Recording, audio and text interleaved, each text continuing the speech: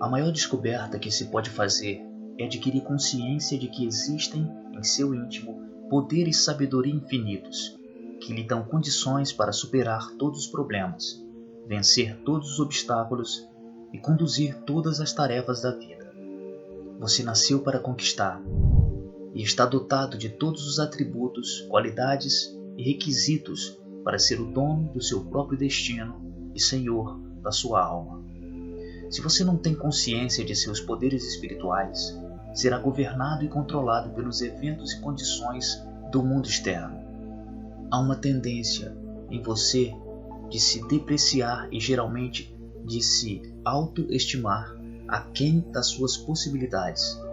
Em outras palavras, a sua falta de conhecimento pode levá-lo a exagerar o valor das circunstâncias e a deixar de perceber o seu tremendo potencial interior, que pode colocá-lo no caminho elevado da felicidade, da saúde, da liberdade e da alegria de viver.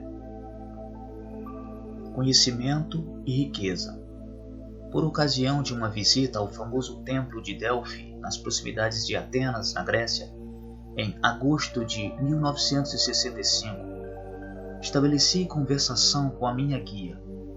Ela era fluente em inglês, francês e alemão, e seu conhecimento dessas línguas interessou de tal forma uma das turistas do nosso grupo que ela lhe ofereceu emprego como acompanhante durante sua viagem pela França e Alemanha, e também como governanta de seus 3 filhos em Nova York. O salário da moça seria de $400 mensais, além de casa e comida. Naquela ocasião, seu salário era de apenas 100 dracmas por dia, um pouco mais do que $3. Confidenciou-me a guia que tal oportunidade era como a concretização de um sonho, pois há muitos anos desejava ir para os Estados Unidos. O mais interessante sobre essa moça é que ela se havia acostumado a fazer fervorosamente, pedindo à Santa Virgem diariamente que a ajudasse a ganhar mais dinheiro e a conseguir uma viagem para a América. Indubitavelmente, sua fé ou crença cega havia conseguido sensibilizar o seu subconsciente, provocando essa extraordinária reação. Não importa que o objeto da sua fé seja falso ou verdadeiro, os resultados serão os mesmos. Visão e riqueza. Certa vez fiz uma viagem à Inglaterra, Alemanha, Irlanda e Grécia, a fim de realizar uma série de preleções. A programação incluía alguns dias de férias em cada país visitado. Em Cork, na Irlanda, fui convidado para jantar na casa de um jovem vendedor de vinhos e sua encantadora mulher. Não tinha mais de 24 anos e contou-me que tivera uma visão de que seria o mais destacado vendedor de vinhos de sua firma, o que recentemente viera a se confirmar. Ele fora convidado a comparecer à sede da companhia, em Dublin, e ali, em cerimônia formal, havia sido presenteado com um relógio de ouro e presenteado com considerável aumento salarial, por ter sido, durante 3 anos consecutivos, o primeiro dos vendedores em volume de vendas. Todas as noites antes de dormir, esse jovem declarava com convicção: "Sou o vendedor mais destacado e estou sendo magnanimamente recompensado." A seguir, via-se em imaginação sendo cumprimentado pela esposa e caía em sono profundo. Esse jovem vendedor é um ávido leitor do meu livro O Poder do Subconsciente, diz Joseph Murphy, que transformou completamente a sua vida. É meu parente e não tinha qualquer ideia de competição com ninguém. Apenas lhe aconteceu de ter sensibilizado a sua mente com a ideia de vir a ser o vendedor mais destacado, e o seu subconsciente, que é sempre expansivo, reagira de um de seus modos peculiares e extraordinários. Os caminhos de Deus fogem à nossa compreensão. Conhecimento e oportunidade. Durante minha visita ao templo de Apolo na Grécia, chamou-me a atenção uma jovem grega com um livro embaixo do braço, que me pareceu familiar. Olhando-o mais de perto, verifiquei, para minha surpresa, que era o milagre da dinâmica mental. Apresentei-me imediatamente e a jovem passou a bombardear-me com uma grande variedade de perguntas interessantes. Seu principal problema residia no fato de querer ir para os Estados Unidos. Entretanto, na embaixada americana em Atenas, fora informada de que levaria anos até que pudesse emigrar, pois a lista de pretendentes era muito grande. Disse-me ela: já usei todas as técnicas que o senhor recomenda neste livro e todas as minhas orações têm sido atendidas, a não ser, especificamente, a obtenção de visto de imigrante para os Estados Unidos. Ela vinha regular, sistemática e convictamente afirmando: inteligência infinita, mostre-me o caminho para emigrar para os Estados Unidos. Quando o homem diz que não há solução, Deus o contraria, afirmando que há, e eu acredito em sua palavra.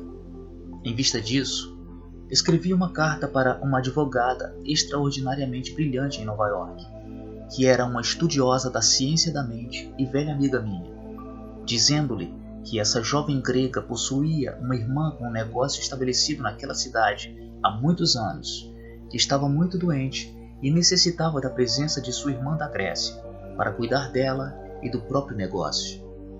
A advogada agiu quase imediatamente e escreveu àquela jovem estudante de O Milagre da Dinâmica Mental, informando-a sobre as providências legais a tomar para assegurar sua entrada nos Estados Unidos. Quando redigia especificamente esse capítulo, recebi uma carta da jovem de Atenas, dizendo o seguinte: nosso encontro não foi acidental. Ao vê-lo em seus trajes clericais e ao ouvi-lo falar, sabia que o senhor era um ministro americano. Sabia também que o senhor falaria comigo e que de uma forma ou de outra teria a resposta que eu aguardava. Fui simplesmente o veículo através do qual a sabedoria infinita do subconsciente da jovem respondeu ao seu desejo constante e persistente. Ela nunca vacilara ou pusera em dúvida que o seu dilema seria resolvido. Sabia simplesmente que haveria uma resposta às suas preces, e sua persistência, determinação e obstinação pagaram dividendos.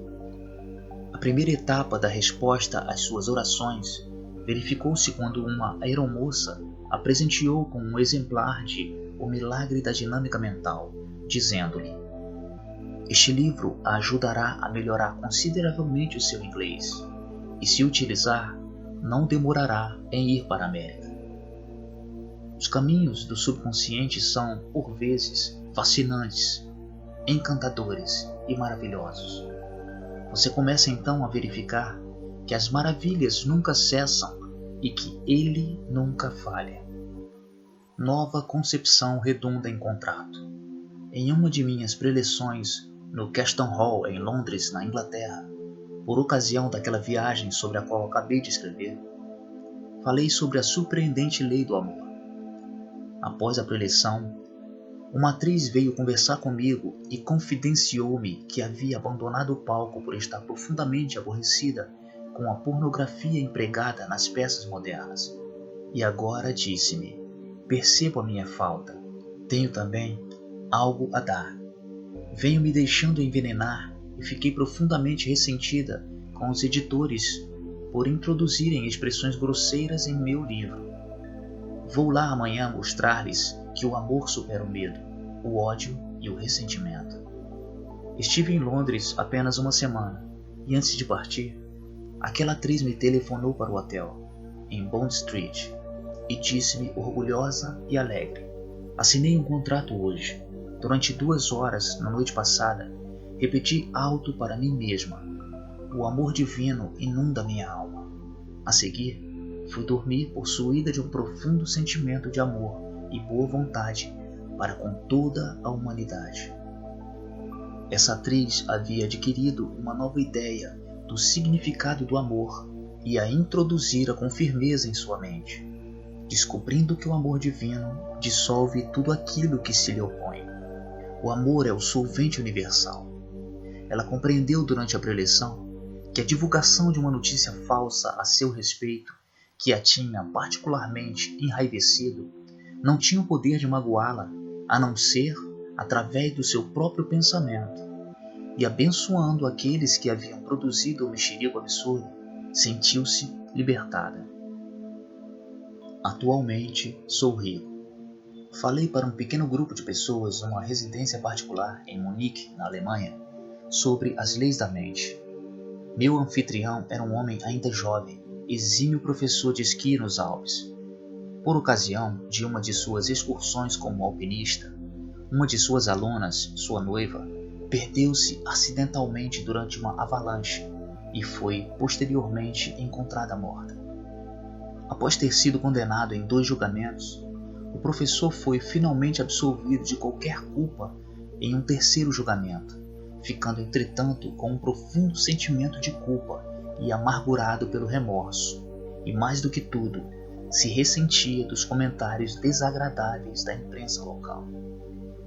Expliquei-lhe que não podia ser responsabilizado pelos atos dos outros ou pela desobediência voluntária deles às instruções relativas ao alpinismo. Disse-lhe também que certas pessoas possuem um desejo ou um complexo de morte e que inconscientemente procuram as coisas mais arriscadas que podem ocasionar a sua destruição. As pessoas que se autodetestam são frequentemente levadas a se embriagar até a morte ou a tomar uma dose excessiva de qualquer veneno. Ele começou então a perceber que se estava martirizando desnecessariamente e que ao invés disso devia abençoar a moça, entregando-a a Deus e assim libertando-a da mesma forma que a si próprio. Fiz-lhe ver que todos nós estamos de passagem por este mundo terrestre e que é impossível ter uma mãe, um pai, uma irmã, um irmão ou amar alguém indefinidamente. Todos têm um tempo de transição definido, de acordo com uma lei cósmica e universal que se aplica a todos os homens e mulheres do mundo. Devemos, portanto, compreender que a passagem deste para um outro mundo é determinada por Deus e que, em consequência, deve ser boa. É também errado ter pensamentos mórbidos ou depressivos com relação a qualquer pessoa, pois essa atitude negativa as mantém à distância.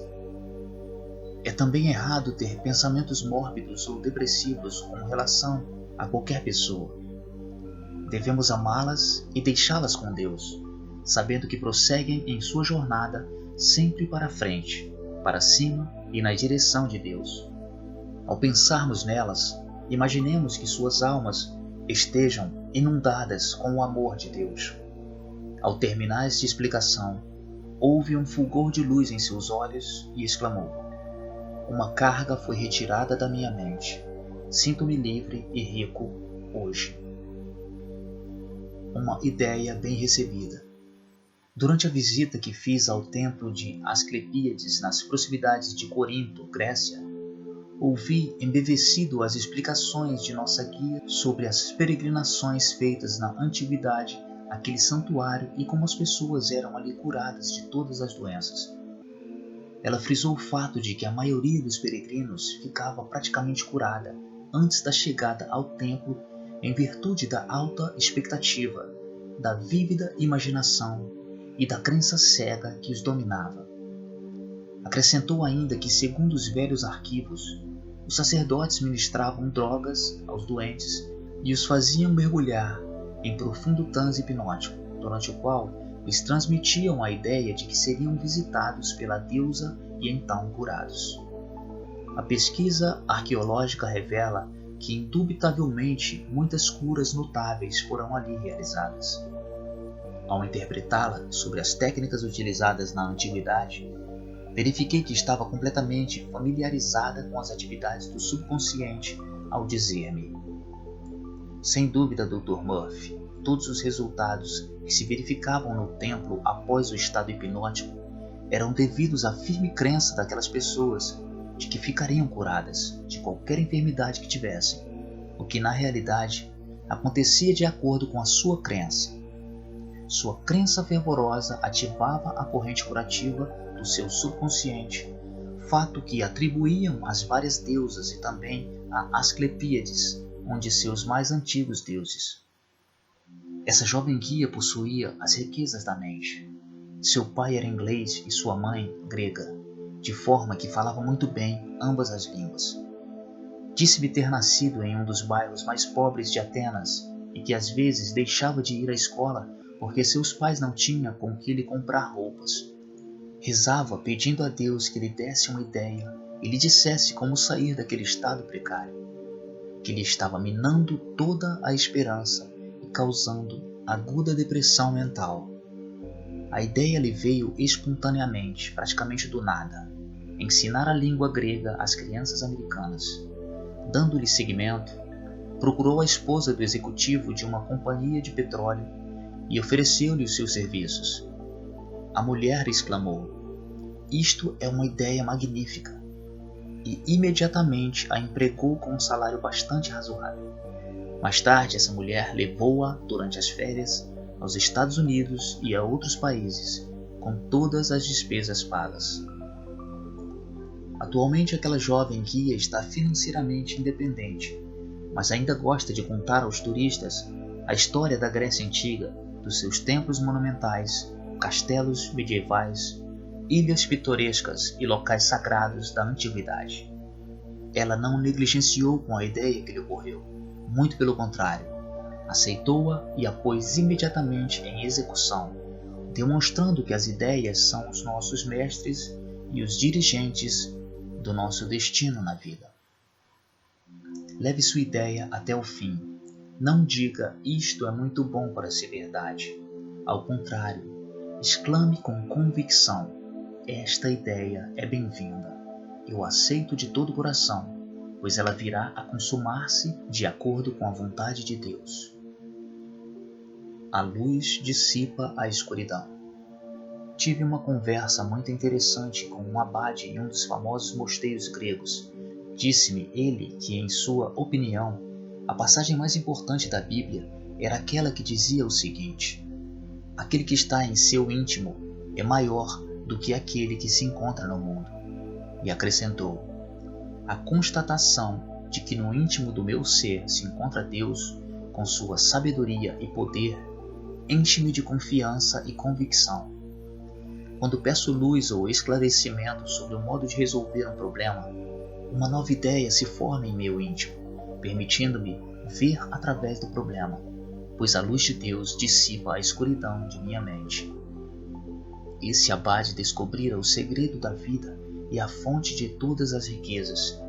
Ao partir, disse-me: a realidade não é somente aquilo que se vê objetivamente neste mundo fenomenista, mas também o que se pensa, sente, imagina e acredita. Tudo o que realmente disse é o que qualquer estudante da mente conhece, que a causalidade infinita está em nosso íntimo e não no mundo exterior que nos cerca. Lembre-se de que o Criador é maior que a sua criação, que o pensador é maior que seus pensamentos e sentimentos. São eles que controlam o seu destino. Sua imagem mental e seu sentido verdadeiro é a substância das coisas que se devem esperar, uma demonstração das coisas que não aparecem. Hebreus, capítulo 11, versículo 1. Resumo do capítulo 3. Número 1. Você está espiritualmente dotado para superar e vencer todos os problemas, obstáculos e dificuldades da vida. 2. O conhecimento pode pagar dividendos fabulosos. Por exemplo, o conhecimento de uma língua estrangeira pode abrir o caminho para a riqueza, viagens e emocionantes aventuras de todos os tipos. 3. Sua visão ou autoapreciação mental ativa seu subconsciente e o induz a ser tudo aquilo que você imagina ser. A compulsão é a lei do subconsciente. 4. Conhecimento abre portas que lhe estavam anteriormente fechadas. Quando alguém diz que não há solução, a sabedoria infinita existente em seu íntimo proclama: pus diante de ti uma porta aberta, que ninguém pode fechar. Apocalipse, capítulo 3, versículo 8. Creia nesta orientação interior, que coisas maravilhosas lhe acontecerão quando você rezar. 5. Faça uma nova e brilhante apreciação de si mesmo. Sua nova autoconceituação lhe proporcionará novos contatos, promoções e riquezas imprevisíveis. 6. As ações dos outros não são da sua responsabilidade. Tudo que você deve às outras pessoas é amor e boa vontade. Isto o absolve e liberta de qualquer sentimento de culpa. 7. Receba bem a nova ideia que surge em sua mente em resposta às suas orações e leve-as até o fim. Procure chegar a uma conclusão definitiva e demonstrar a si próprio que essa nova ideia pode proporcionar-lhe muitas riquezas. 8. Quando se sentir bloqueado em dificuldades ou no dilema mental, procure encontrar uma nova compreensão da situação, ou seja, novas luzes ou esclarecimentos. Não se esqueça de que aquele que está em seu íntimo é maior do que o que se encontra neste mundo. Creia nisto e um novo enfoque lhe ocorrerá, capacitando-o a vislumbrar a solução de todos os problemas. Lembre-se de que a luz, compreensão, visão, verdade, ideia nova, dissipa toda a escuridão. Deixe que a luz infinita se projete sobre você, que todas as sombras das dificuldades financeiras se dissiparão.